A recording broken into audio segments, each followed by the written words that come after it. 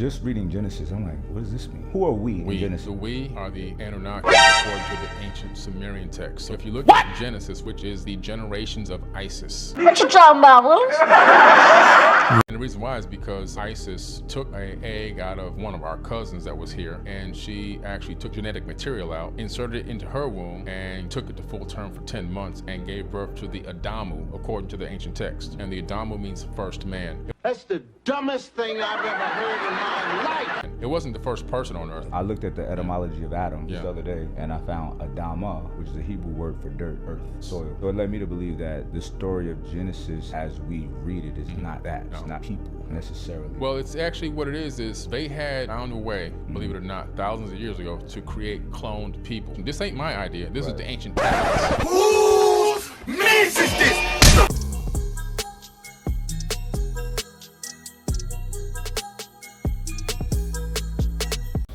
Yo, what they do, y'all? I'm your host, Josh Lee. Welcome to the show. Yeah, that's good, son. Not gonna waste any time. Y'all already seen the video. I'm trying my best to keep my composure, so that way I can do this video, try to do this video in one take, and be done with it. I'm about getting sick of this man, for real. Many of you who are aware of the Bible in Genesis 6. Those who are aware, cool. For those who are not, I'm going to explain this to you right now. We are not Anunnaki. I'm going to repeat that. We are not Anunnaki. That's not who we are. This is who we are. Right here. See what this is? See what this says? God took man, formed him from dust, and put the breath of life in him. That's what you are. You are made from dirt, from the dust of the earth, and you are made a man and a woman. The woman was made from the man for the man. Man was made from dirt. Woman was made from man for man. That's who you are, not Anunnaki. The Anunnaki are the fallen angels who came down and made it with women to form the Nephilim, which are especially the first generation Nephilim were the Titans. That's who the Greek stylized as the Titans. That was the first generation, from the first generation offspring of the fallen angels and the daughters of men. In the Epic of Gilgamesh and all of the other ancient stories, they all tell you about the gods that came down and taught mankind the forbidden knowledge. Yes, they are correct.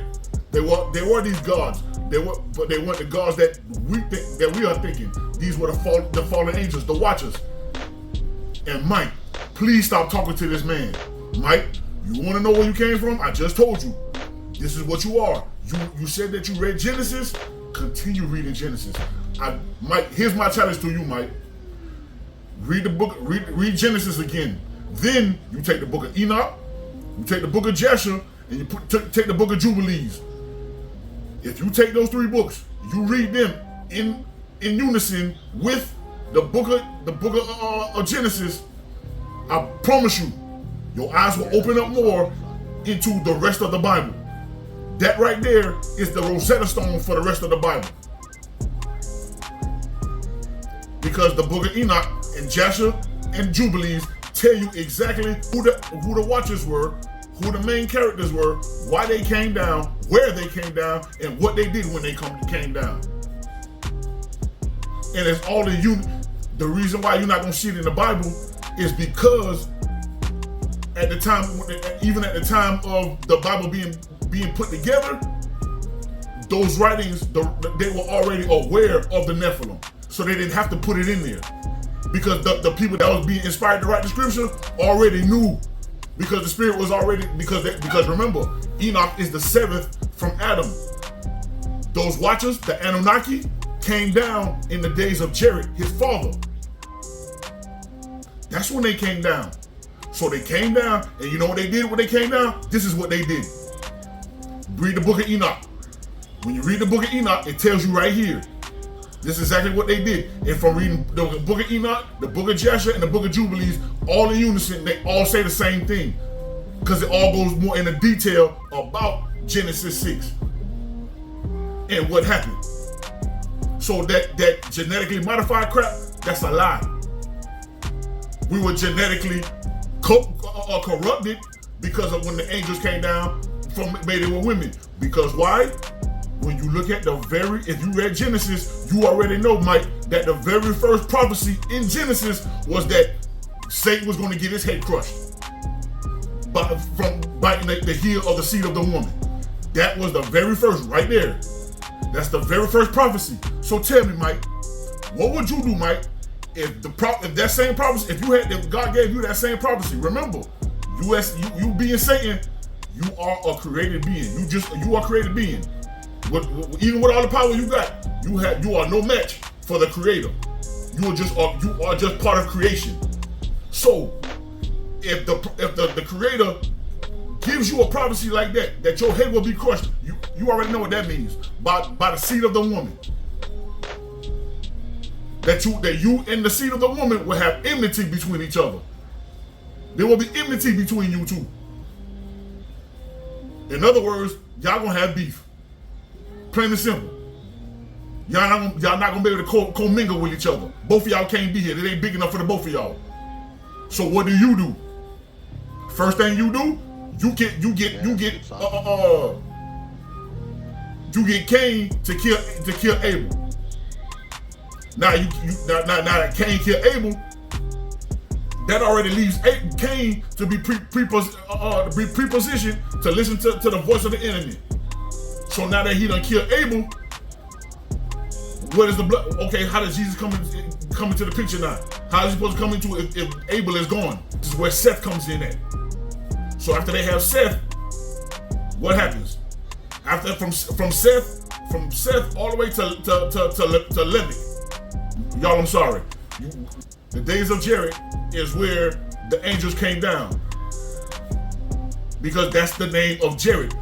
If you look at the 10 patriarchs in the Bible, you look at the first 10 patriarchs, there is no other book on the planet in existence to where you can where you can hide the whole message of that book in because Hebrew names mean things.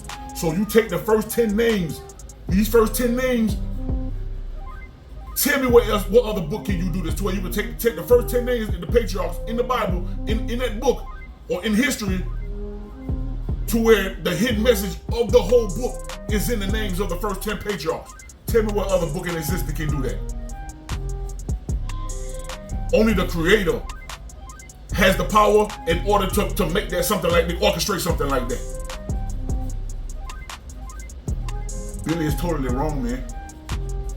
Billy is trying to give you the story of the enemy. That's what he's giving you. He's giving you the story of the enemy while leaving God out. So basically, the enemy perverts everything that God does. So every other story that you hear is going to be a copy and basically either going to leave God out, or either have multiple gods to where the real God is nowhere to be found, or somewhere in the mix of all these other false gods. This is what he did. So, between the Nephilim coming down, between the angels coming down in the days of Jared, Enoch means, you see, Enoch means to teach. So they came down in the days of his dad. In the days of Enoch themselves, they were already there. So by the time you get to Noah, from the time they came down to Jared, from the time of the days of Jared, they came down and they taught, and this is everything that they taught mankind. So by the time you get to Noah, after the first generation of Nephilim with these 450-foot giants, these angels had already committed all type of acts of sin to the point where we have animal-human hybrids. They weren't even mating with women anymore, because they already had the Nephilim. Now they were sinning against the birds, the fish, the land animals, everything.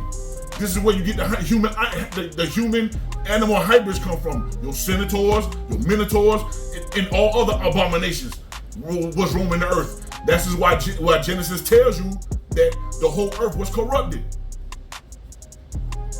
When you read the book of Enoch, the book of Joshua, and the book of Jubilees, it goes more in detail about what was going on. That is why God sent the flood. That is why he sent the flood. Mike, I love you, bro, but please stop listening to dudes like this, because what he's telling you is incorrect. He's giving you Satan's story. He's giving you the story of the enemy. It's a reason why God preserved his word in the caves of Qumran.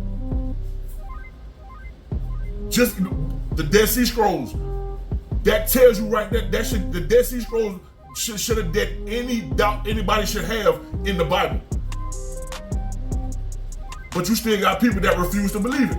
Oh well, dust my hands and feet off from them. I don't care. But you might. I got love for you, bro. So I'm asking you, I hope you see this. Stop listening to this dude, man. Please stop listening to this dude. Because he's giving you the enemy story. We are not Anunnaki, sir. Nah, big dog. We are not Anunnaki. He might be an Anunnaki. He can claim that all he wants. But no, we are human beings created by the Creator, by the Almighty Creator. He formed man from dust and breathed the breath of life in him. He became a living being, man. Woman was formed from man for man, which is why she's called the helpmate. The helpmeet. This is where you come from.